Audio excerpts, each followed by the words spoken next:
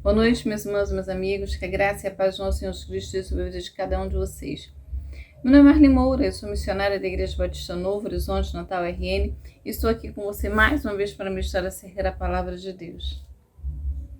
Hoje é o segundo domingo de maio, né? O Dia das Mães. Então eu aproveito aqui para parabenizar, né, todas as mães, né, que estão assistindo essa mensagem.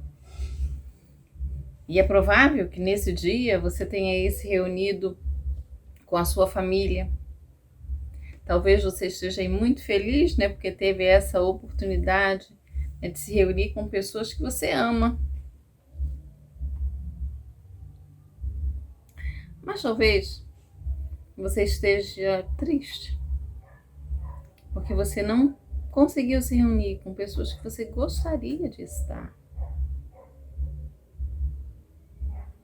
Talvez hoje você esteja feliz porque foi lembrado,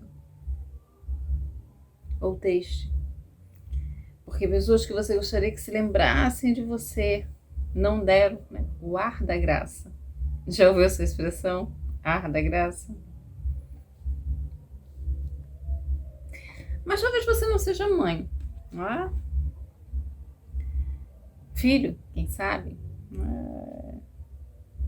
Mas como mãe, pai, filho, o fato é que nós fazemos parte de uma família, não é? Independente aí da posição que você ocupa, né, dentro desse ambiente familiar, nós fazemos parte de uma família. Nós somos aí membro de uma família que alguém começou. Ou você é aquele que começou a sua própria história, a sua própria família. E aí maio é o mês dedicado, né, às famílias. E pensando ainda, né, nesse mês dedicado às famílias, né, eu gostaria de falar sobre mais uma família nessa noite. Domingo passado eu falei sobre a família de Timóteo. E hoje eu gostaria de falar sobre a família de Samuel. Eu gostaria que você refletisse comigo nessa noite como é que Ana lidou aí com os problemas que aconteciam na sua família e qual a solução que ela encontra, né, para ver a sua família abençoada. Acompanha comigo, eu vou estar fazendo a leitura de 1 Samuel, né, o capítulo 1, que nos diz assim: Houve um homem de Ramataim Zofim, da região montanhosa de Efraim, cujo nome era Eucana, filho de Jeroão, filho de Eliú, filho de Tou, filho de Zuf, o Eframita. Tinha ele 2 mulheres, uma se chamava Ana e a outra Penina. Penina tinha filhos, Ana, porém, não tinha. Este homem subia da sua cidade de ano em ano, a adorar e a sacrificar ao Senhor dos Exércitos em Siló. Estavam ali os 2 filhos de Eli, Ofni e Finéias, como sacerdotes do Senhor. No dia em que Eucana oferecia o seu sacrifício, dava ele porção desta a Penina, sua mulher, e a todos os seus filhos e filhas. A Ana, porém, dava porção dupla, porque ele a amava, ainda mesmo que o Senhor a houvesse deixado estéril. A sua rival a provocava excessivamente para irritar, porquanto o Senhor lhe tinha fechado a madre. E assim fazia ele de ano em ano. E todas as vezes que não subia a casa do Senhor, a outra irritava, pelo que chorava e não comia. Então Eucana, seu marido, lhe disse: Ana, por que choras? E por que não comes? E por que estás de coração triste? Não te sou eu melhor do que 10 filhos? Após terem comido e bebido em Siló, estando Eli, o sacerdote, assentado numa cadeira junto a um pilar do templo do Senhor, levantou-se Ana e com amargura de alma orou ao Senhor e chorou abundantemente. E fez um voto, dizendo: Senhor dos exércitos, se benignamente atentares para a aflição da tua serva e de mim te lembrares, e da tua serva não te esqueceres e lhe deres um filho varão, ao Senhor o darei por todos os dias da sua vida, e sobre a sua cabeça não passará navalha. Demorando-se ela no orar perante o Senhor, passou ele a observar-lhe o movimento dos lábios. Porquanto Ana só no coração falava, seus lábios se moviam, porém não lhe ouvia voz nenhuma. Por isso, ele a teve por embriagada e disse: até quando estarás tu embriagada? Aparta de ti esse vinho.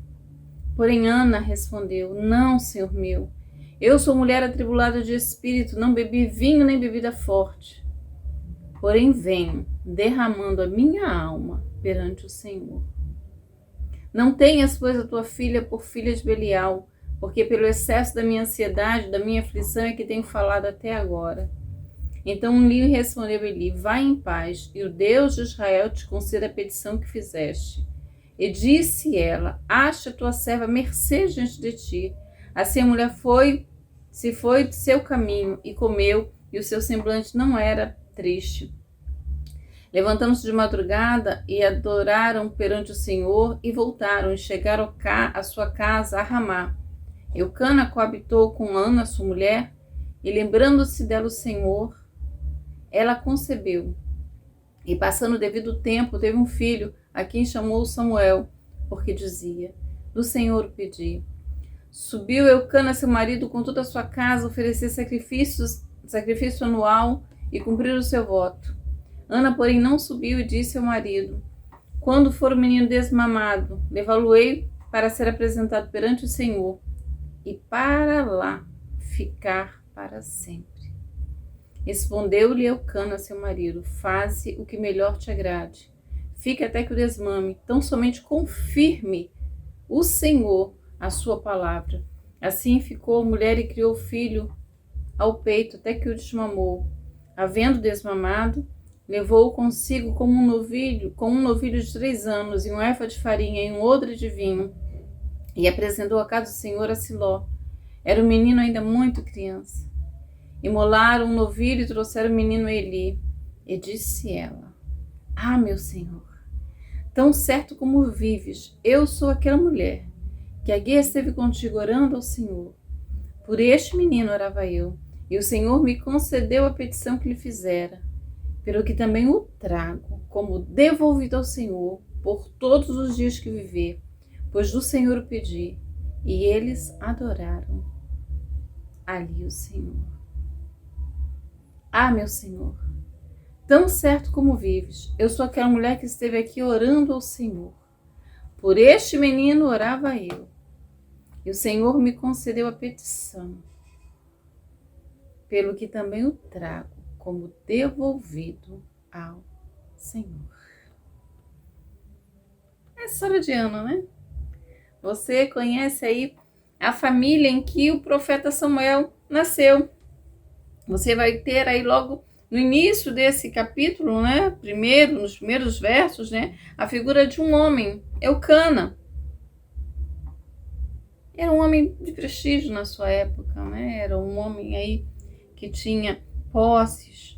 Ele era pai, ele tinha filhos. Ele viveu aí nesse período em que Eli era o sumo sacerdote.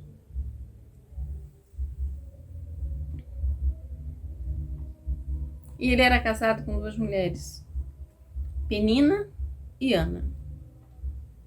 Ele amava Ana, mas Penina era aquela que deu filhos a ele. Então, se você pensar nisso, né, numa sociedade como essa que nós estamos aqui, Penina, ela tinha destaque em relação àquela família porque ela tinha filhos, né? A sociedade cobrava isso. A mulher tinha esse papel, dar filhos, né, ao seu marido.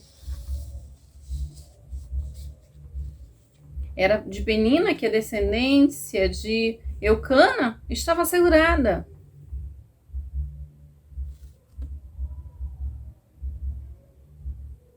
Então era uma família que vivia bem financeiramente, mas era aí uma família que tinha problemas. Penina tinha uma rivalidade com Ana, porque ela sabia que Ana era a preferida. Ana, por sua vez, apesar de ser a mulher amada, ela não tinha filhos. E às vezes o amor do seu marido não bastava, porque ela sabia que diante da sociedade ela era aquela apontada. Diz o verso 6 que Penina irritava sua rival excessivamente. Você pode ver isso aí. Ana, ela era estéril. Então ela trazia na sua vida, né, a maldição da esterilidade. Naquela cultura era visto assim. Então ela vivia oprimida, ela vivia sob a opressão tanto da sociedade como dentro do seu próprio lar, da sua própria casa. Ela vivia amargurada.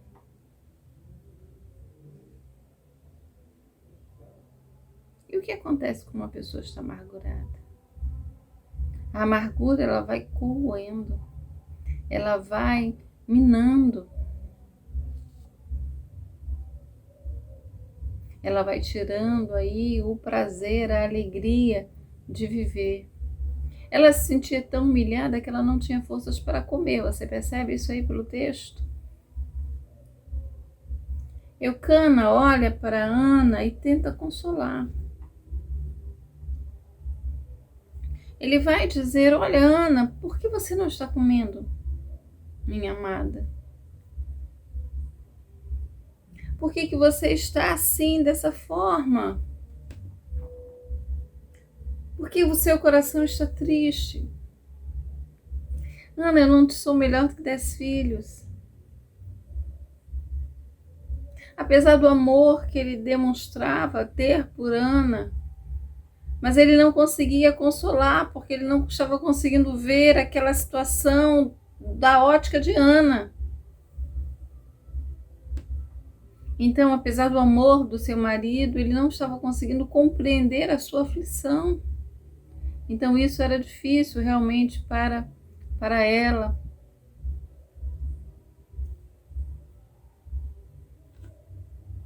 O lar de Ana não era, então, para ela um lugar de abrigo. Era um lugar em que ela vivia em constante guerra, em constante tormento, em constante humilhação. Como é que está o celular hoje? Como é que você está se sentindo em casa? Como é que você está se sentindo aí dentro da sua casa? A sua casa tem sido aí lugar de abrigo? Ou você tem travado dentro do seu lar as suas maiores lutas, as suas maiores batalhas, as suas maiores aflições?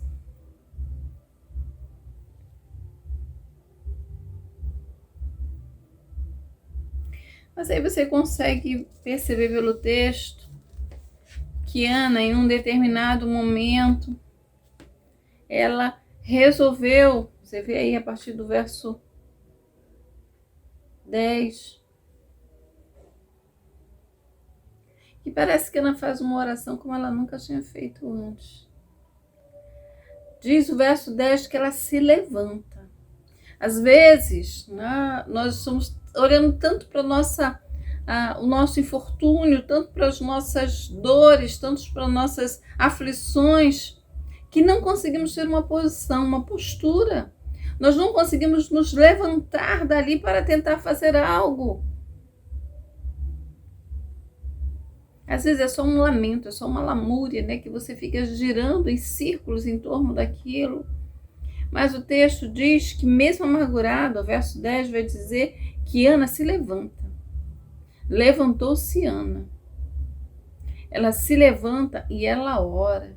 E ela coloca o seu choro, as suas lágrimas diante daquele que poderia realmente recolher as suas lágrimas. Ela orou ao Senhor. E ela faz mais. Ela faz um voto a Deus.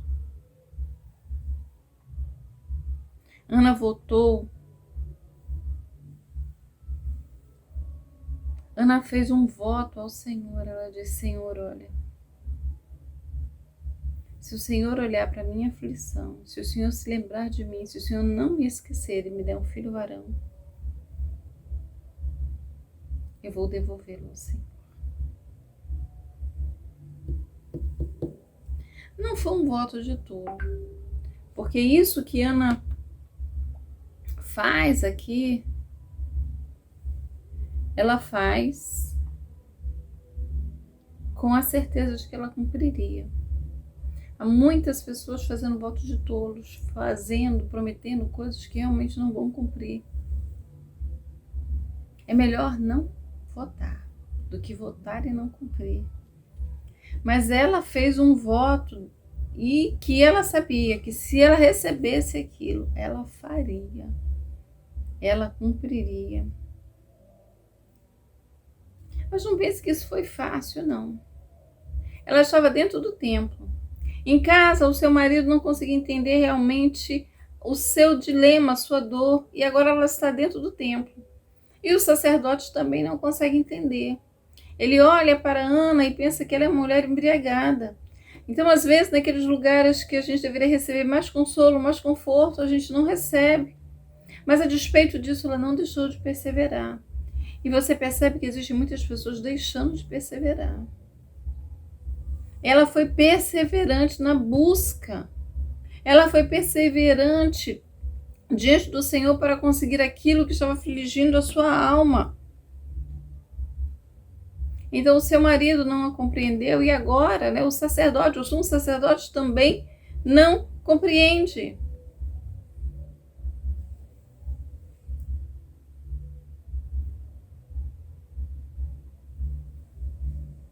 Ela não parou, ela continuou na sua busca. E você já viu aí o resultado, né? Ela vai dizer para ele, para o sacerdote, que ela não estava embriagada. Ela vai dizer para ele que ela era uma mulher atribulada de espírito. Ela vai dizer que o que ela está apresentando diante do altar de Deus é aflição. É sobre a aflição dela que ela tem falado com o Senhor. E ela recebe de Eli uma palavra vinda de Deus. Ela recebe de Eli: vai-te em paz, o Deus de Israel conceda a petição que fizeste.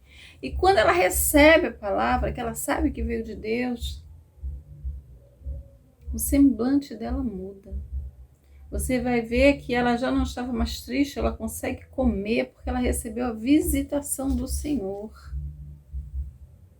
Quando a visitação de Deus chega na nossa vida, a nossa história muda, e foi isso que aconteceu. E aí você vê o nascimento de Samuel.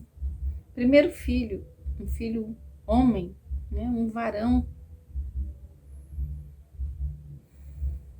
O que fazer? É meu, né? Não, ela não fez isso, não. Se você olhar, e é isso que eu gostaria de conversar com vocês um pouco mais nesta noite.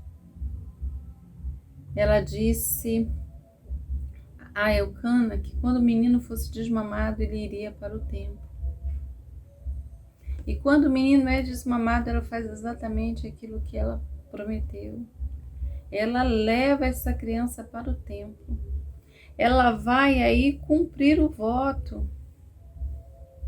Diz lá, você vai ver que ela chega, ao templo, a partir do verso 24, você vai ver isso. Ela leva um novilho e ela vai diante do sacerdote Eli e diz: olha, o Senhor lembra de mim? Eu sou aquela mulher que esteve aqui, neste lugar, orando ao Senhor.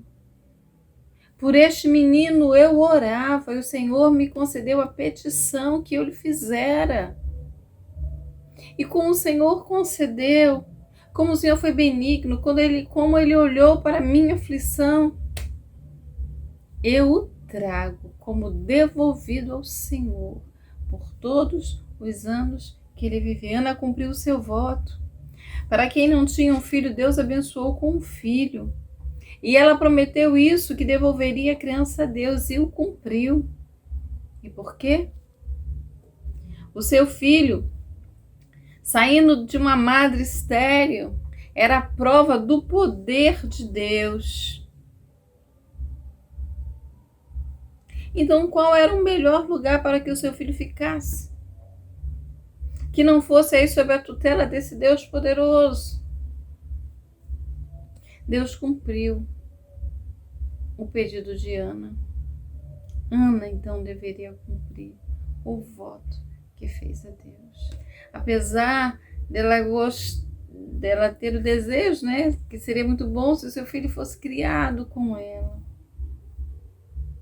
Ela sabia que não existia lugar melhor para que o seu milagre, porque Samuel era um milagre na vida dela, não havia um lugar melhor para que o seu milagre habitasse, que não fosse sob as asas, sobre a tutela de Deus. Aí você pode estar me perguntando aí, Marli, mas o que a história de Ana tem relação comigo? O que é que essa história tem relação comigo?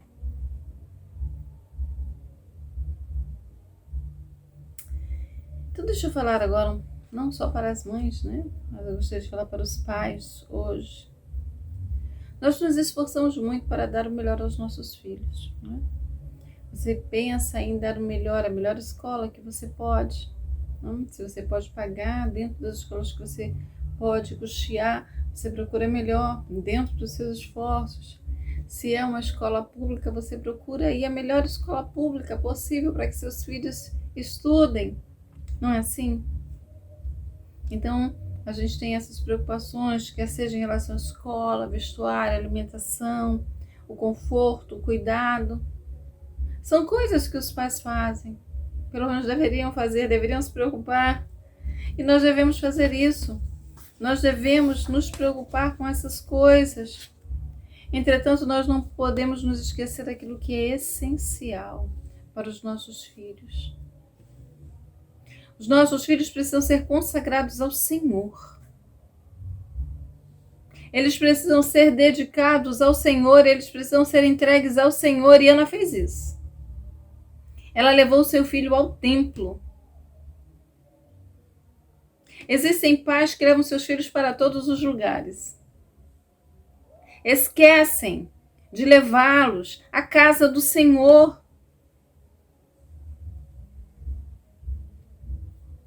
Existem lugares que são extremamente importantes e a casa do Senhor não tem. Não tem. Na visão desses pais, nenhuma importância.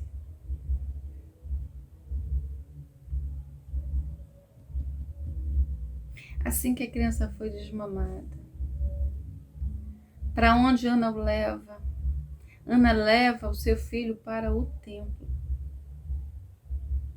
Não só para aquela visita anual, ela leva para que ele ficasse lá. Ela fez um voto ao Senhor e ela cumpriu. Ela deixou seus filhos aos cuidados daquele que poderia de fato cuidar do seu milagre.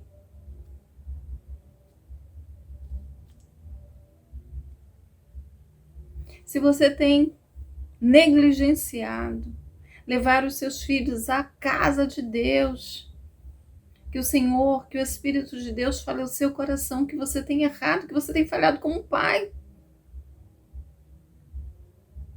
Você precisa ensinar a palavra e você precisa ensiná-lo a adorar o Senhor. Porque Deus vem buscar o Senhor Jesus quando voltar, vai levar a sua igreja, a igreja dele, que não é perfeita.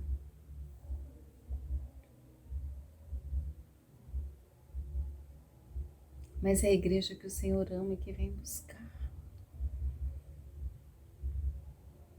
As pessoas muitas vezes sabem que receberam de Deus um milagre, mas querem que os seus milagres continuem nas suas mãos. Não querem que os seus milagres se tornem portas abertas para abençoar outras vidas. E eu não estou falando apenas de receber, de ter um filho. Existem tantas outras bênçãos que nós recebemos de Deus que nós não queremos consagrar no altar de Deus. Queremos que fique nas nossas mãos, muitas vezes até escondido. Aí você pode estar dizendo aí, irmã Marli, mas eu não tenho filhos. Então, certamente essa mensagem não é para mim. Será? Não apenas pelo motivo de que você não tem filho hoje. Amanhã você pode ter filhos, não é? Mas não é por isso. Mas ainda que você não tenha filhos, né? Que você passe uma vida sem ter filhos, você está vivendo em uma família. Um lugar que deveria ser abrigo, proteção, mas muitas vezes não é. Lugar de amargura, humilhação, de sofrimento. E aí eu pergunto, o que você tem feito em relação a isso? Como é que você tem lutado? Como tem sido sua guerra com esse gigante? No seu lar você tem conseguido aí ser compreendido? Ou você tem vivenciado a incompreensão até por aqueles que deveriam entender a sua dor? Ou quem sabe você é aquele que não entende a dor? Enquanto eu preparava a mensagem, eu me lembrei de uma canção,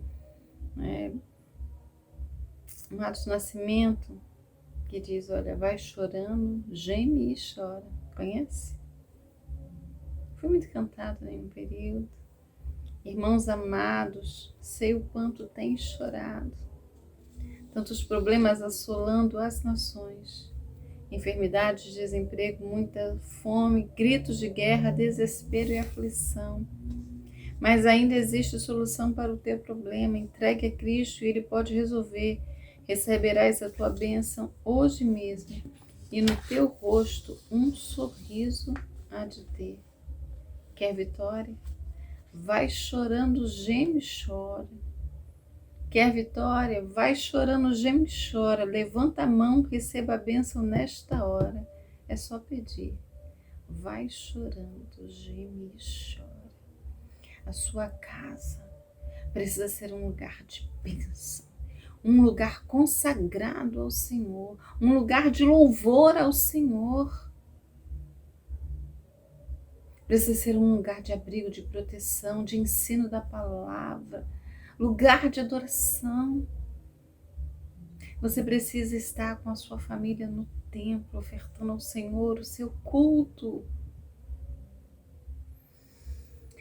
Então, se as coisas não estão aí como deveriam estar, se a sua casa não está na ordem que deveria estar, eu aconselho que você faça como Ana, derramar sua vida nos pés do Senhor.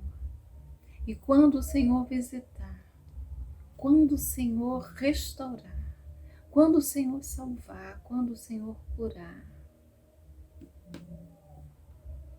diante da igreja de Deus, diante do sacerdote do Senhor, diga, meu Senhor, tão certo como vives, eu sou aquela mulher que esteve aqui contigo orando ao Senhor. Por este menino orava eu, ou por esta causa orava eu. E o Senhor me concedeu a petição que lhe fizeram. E aquilo que o Senhor lhe der, aquilo que o Senhor lhe visitar, quer seja um filho, vida, seja o que for,